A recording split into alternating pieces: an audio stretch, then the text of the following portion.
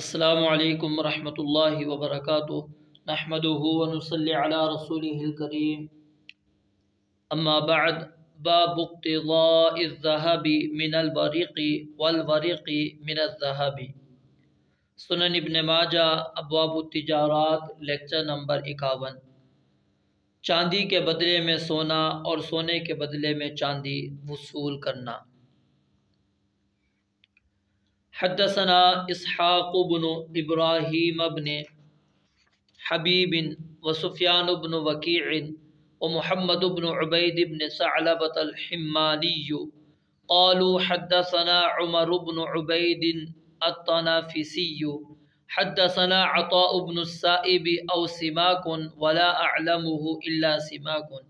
عن سعید بن جبیر عن ابن عمر قال كنت ابيع الابل فكنت آخذ الذهب من الفضة والفضة من الذهب والدنانير من الدراهم والدراهم من الدنانير فسألت النبي صلى الله عليه وسلم فقال إذا أخذت أحدهما وأعطيت الآخر فلا تفارق صاحبك وبينك وبينه لبس۔ حدثنا يحيى بن حكيم حدثنا يعقوب بن اسحاق انبأنا حماد بن سلمة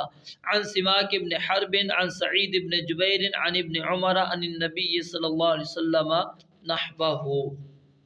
یہ روایت سند کے اعتبار سے حسن ہے حافظ زبیر علی زئی رحمہ اللہ کے نزدیک، اور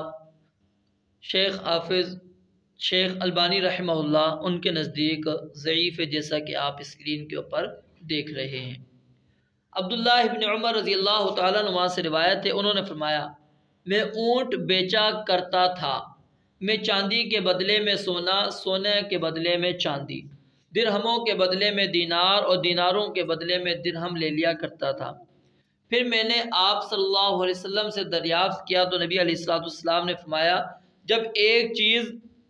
لے اور دوسری چیز دے تو اپنے ساتھی سے جدا نہ ہو جب تک کہ معاملہ صاف نہ ہو جائے۔ اور یہی روایت ایک دوسری سند سے سعید بن جبیر کے شاگردوں سے شک کے بغیر سماک بن حرب کے واسطے سے ابن عمر رضی اللہ تعالیٰ عنہ سے مروی ہے۔ تو حدیث کا مفہوم کیا ہے کہ کسی چیز کا سودا دیناروں میں طے ہوا تھا اور خریدار نے اس روز کی شرح تبادلے کے مطابق اتنے دیناروں کے درہم ادا کر دیے تو یہ جائز ہے، جبکہ پوری ادائیگی اسی مجلس میں ہی کر دی جائے۔ رب العالمین سے دعا ہے اللہ تعالیٰ سمجھنے اور عمل کرنے کی توفیق عطا فرمائے۔ وآخر دعوانا الحمدللہ رب العالمین۔